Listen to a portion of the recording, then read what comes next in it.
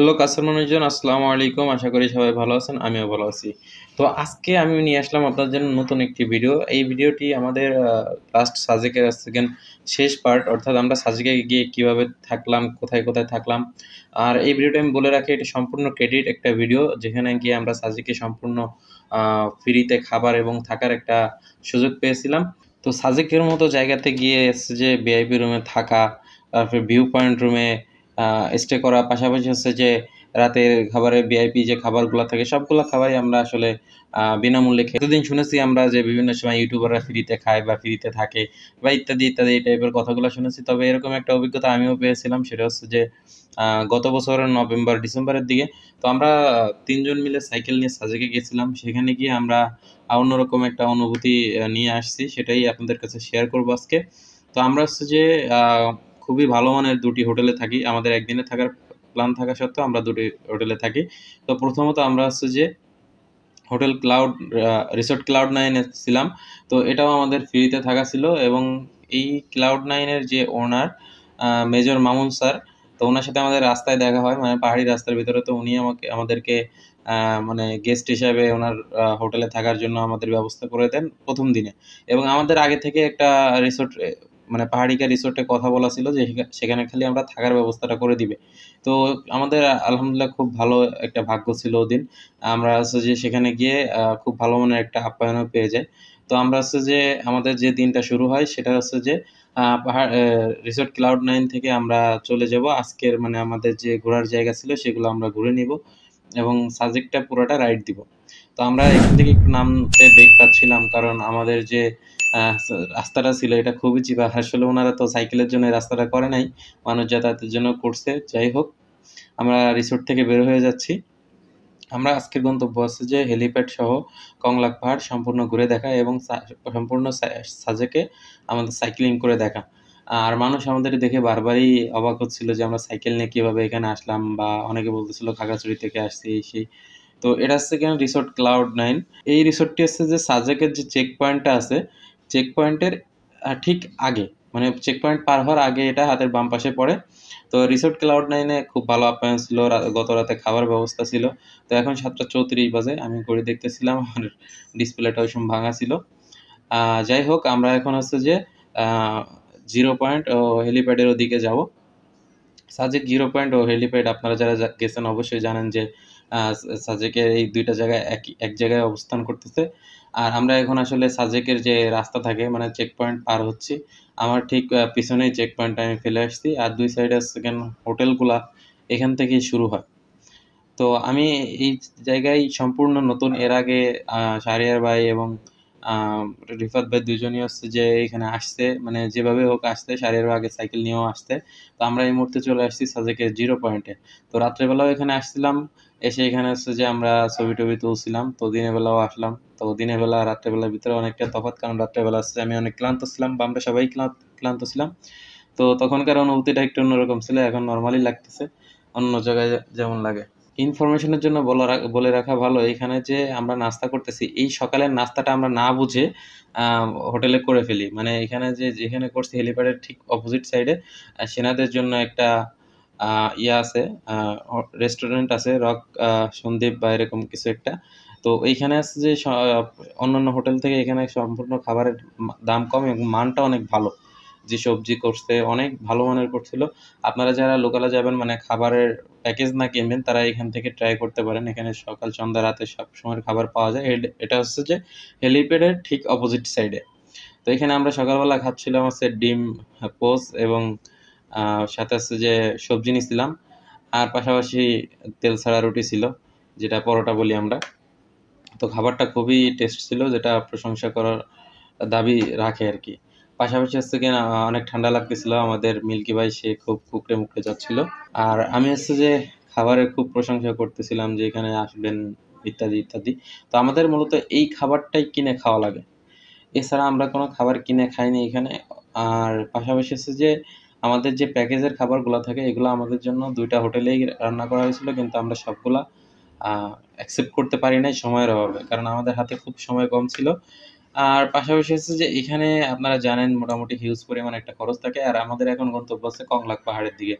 আর কংলাক পাহাড়ে যাওয়ার সময় আমি আসলে একটু ভয় পাচ্ছিলাম। কারণ কংলাক পাহাড় মানে ওরা বলতেছিল অনেক উঁচা পাহাড় এই সেই।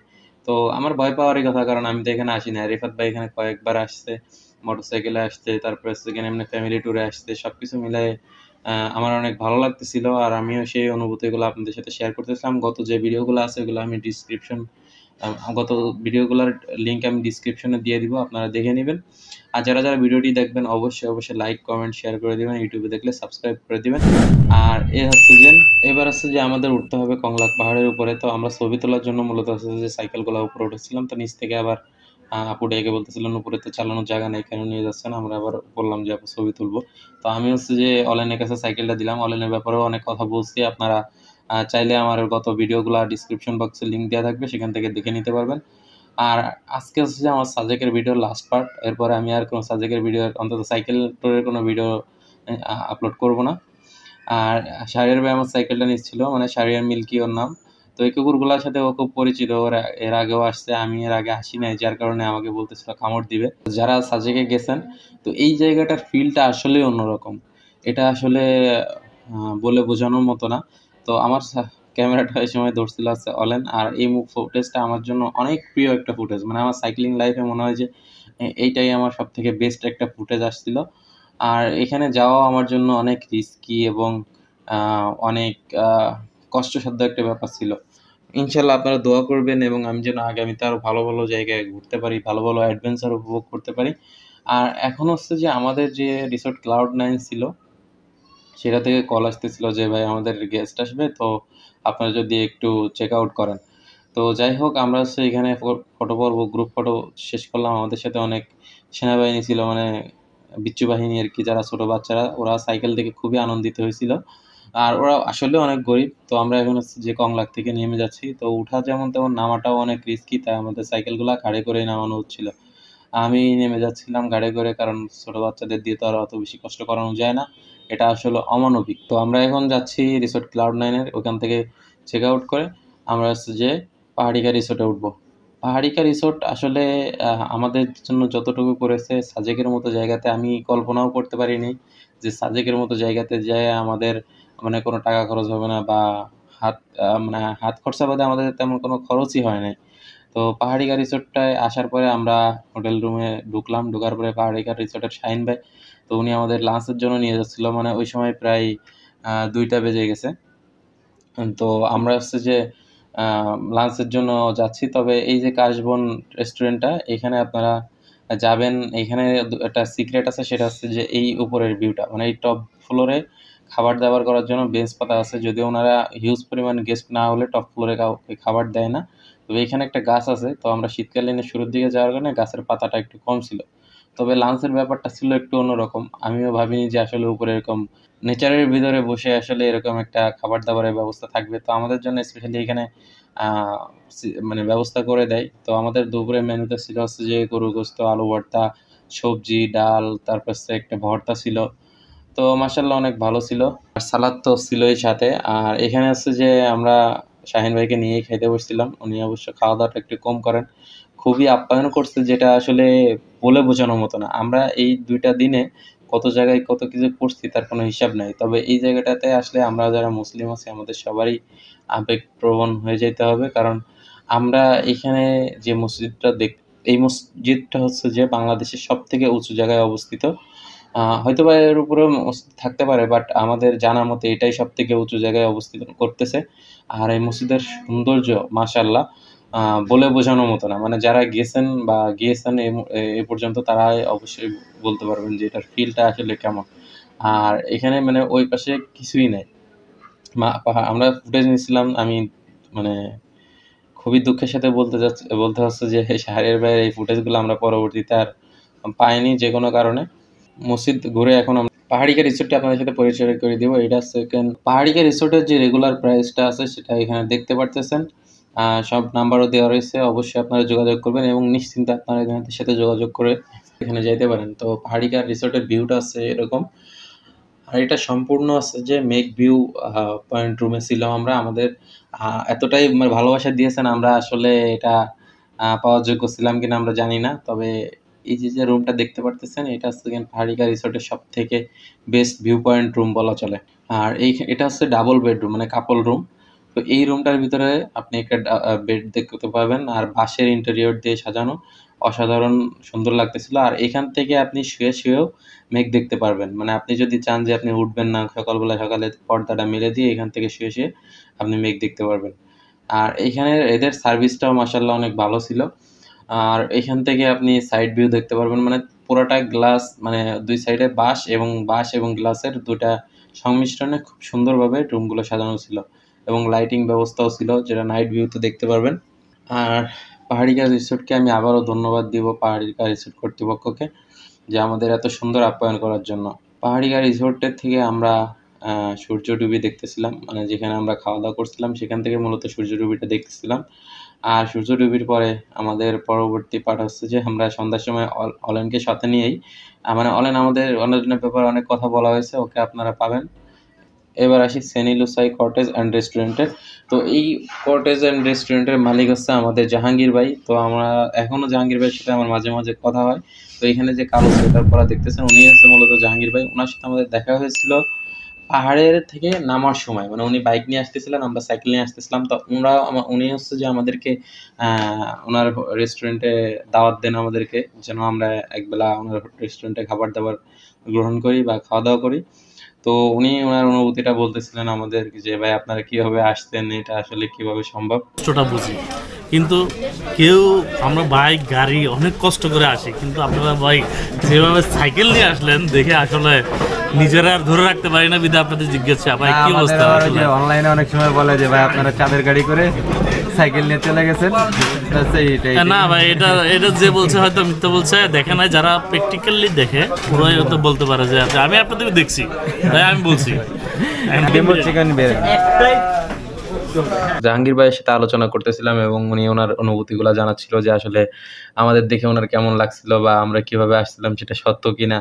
তো অনেকে এটা নিয়ে সন্দেহ পোষণ করছেন তার জন্য। আর ওনার হোটেলের ওই এই ব্যাম্বো চিকেন বিরিয়ানিটা আসলে মনটা কেড়ে নিছে। এখনো আমি যখন ভিডিওটা দেখি আমার মুখে পানি চলে আসে, এত স্বাদ ছিল, আর ঘ্রাণেই আমার পেটটা ভরে যাচ্ছিল। তো যারা গত ভিডিওগুলো দেখেন নাই তাদের জন্য বলতেছি যে আপনারা চাইলেই আমার ডেসক্রিপশন বক্সে আমার সাজেকের আগের ভিডিওগুলো আপনারা দেখে আসতে পারেন। তো সেখানে আমাদের এই খাবার নিয়ে আরও ভিডিও আছে। পাশাপাশি হচ্ছে যে আমরা রাতের খাবার এত পরিমাণ খাইছিলাম, খাওয়ার পরে মানে আমরা পুরাটাই টইটুম্বুর হয়ে গেছিলাম। আর খাবারের স্বাদ মাশাআল্লাহ অনেক ভালো ছিল। তো সেনি লুসাই রেস্টুরেন্টে যারা ছিলেন সকলকে অনেক ধন্যবাদ, এবং স্পেশালি ধন্যবাদ জাহাঙ্গীর ভাইকে। আর ওনার কথা মানে কি বলবো, উনি আসলে অনেক ভালো মনের একজন মানুষ। উনি বিভিন্ন সময় বিভিন্ন স্বেচ্ছাসেবকমূলক কাজ করে থাকেন। সেটা যেকোনো দুর্যোগপূর্ণ মুহূর্তে আমি দেখেছি যে জাহাঙ্গীর ভাই কীভাবে ওনার এলাকার মানুষের পাশে দাঁড়ান। তো আমাদের এই সময়ের আড্ডাটা অনেক ভালো ছিল, এবং অনেক ভালোভাবে আমরা পার করতেছিলাম এই সময়টা। যেটা হচ্ছে যে আমরা মানে একটা রিল্যাক্সিং ফিল করতেছিলাম ওনার সাথে কথা বলার মাধ্যমে। কারণ জাহাঙ্গীর ভাই হচ্ছে যে আমাদেরকে প্রথম যখন উনি দেখছেন তখন থেকেই উনি আমাদেরকে দাওয়াত দিছিলেন। তো যাই হোক, আমরা ডিনার শেষ করলাম, এবং আমাদের পরবর্তী পার্ট হচ্ছে যে আমাদের বাসার দিকে ফিরতে হবে। তো ভোর হলো, আমাদের মেঘ দেখার অপেক্ষা।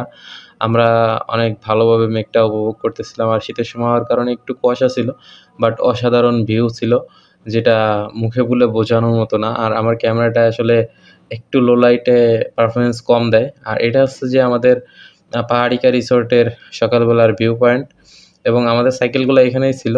তো যাই হোক, মাশাআল্লাহ আমরা এখন পাহাড়িকা থেকে বের হয়ে যাচ্ছি। শাহীন ভাইয়ের কাছ থেকে বিদায় নিব, এবং শাহীন ভাইকে অনেক অনেক ধন্যবাদ, কারণ উনি আমাদের জন্য যতটুকু করেছেন সেটা আসলে মুখে ধন্যবাদ দিয়ে শোধ হবে না। কারণ শাহীন ভাই অত্যন্ত ভালো মনের একজন মানুষ। শাহীন ভাই হচ্ছে যে পাহাড়িকা রিসোর্টের একজন গর্বিত ম্যানেজার। আমি যদি ভুল না করে থাকি এটাই হবে। আর উনি হচ্ছে যে আমাদের ফ্রেন্ডের ফ্রেন্ড, মানে ম্যাচুয়াল ফ্রেন্ড আর কি। তো আমাদের এইখান থেকে সবথেকে বাজে একটা মোমেন্ট ক্রিয়েট হয়, সেটা হচ্ছে যে আমরা সকালবেলা যখন যাচ্ছিলাম তখন চাইছিলাম যে আমরা গাড়ির আগে নেমে যাব, তো আমাদের নামতে দেওয়া হয় নাই। ওনারা বলছে যে অবশ্যই স্কটের সাথে যাইতে হবে। তো স্কটটা ছাড়ছে সকালবেলা, আমরা রওনা করছি। তো রওনা করার পরে আমার ব্রেকিং সিস্টেমটা নষ্ট হয়ে যায় আসার সময়। মানে নষ্ট বলতে হচ্ছে যে আমার যে ব্রেক প্যাডটা থাকে সেটা ক্ষয় হয়ে যায়। তো অনেকে আমার এই ভিডিওটা ভাইরাল হয়, তখন হচ্ছে অনেকেই আমাকে দোষারোপ করছেন, অনেকেই গালি দিছেন। তো সেটা নিয়ে আমি আসলে কিছু মনে করি নাই। আপনাদের নিজেদের শেখার জন্য এখানে অনেক কিছু আমি রেখেছি। তো এই যে ডাউনহিল রোডটা, এটা মূলত হচ্ছে ৫ কিলোমিটার। মানে সাজেকে আপনি উঠতে গেলে আপহিল আপনাকে ৫ কিলো উঠতে হবে একটানা। আর যদি নামতে যান তাহলে হচ্ছে ৫ কিলো উঠতে হবে। তো আমি যখন উঠতেছিলাম তখন হচ্ছে হেঁটে, হেঁটে উঠছিলাম। যার কারণে হচ্ছে যে আমি প্রতিটা স্টেপ এই রোডটা আমি ফলো করতে, করতে আসছি এবং আমার মাথায় এই ২ দিনে পুরাটাই এই রোডটাই ঘুরছে যে আমি কিভাবে এখান থেকে নামবো।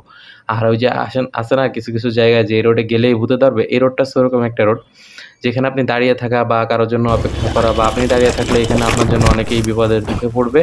তো যার কারণে এখানে দাঁড়ানোর কোনো সুযোগ নেই। আর স্পট যখন আপনার পিছে থাকবে তখন আপনার মনে আছে একটা ভয় থাকবে। আর এমনিতে আছে সাইকেল নিয়ে যাওয়া নিষেধ। তো এই যে মোড়টার ভিতরে আমি ধপাস করে পড়লাম, এটা পড়ার রিজন হচ্ছে আমি ইচ্ছা করে বাঁক নিয়ে নেই। কারণ পরবর্তী টাইমে যে ২টা মোড় ছিল, মানে ডাবল ক্রসিং মোড়, ওইটা আমি জানি যে ওইখান থেকে হয় আমি পাহাড়ের সাথে ধাক্কা খাবো, না হলে মোটরসাইকেল বা জিপ গাড়ির সাথে আমি অ্যাক্সিডেন্ট করবো, না হলে সে পাহাড় থেকে নিচে পড়ে যাব। তো এই সিচুয়েশনটা ছিল। তো ভাই হচ্ছে পেছে ছিল মিল্কি ভাই, তো ওনাকে ডাকি নাই যে লাঠিটা দেখতেছেন এটা আমার কপালে গেঁথে গিয়েছিল।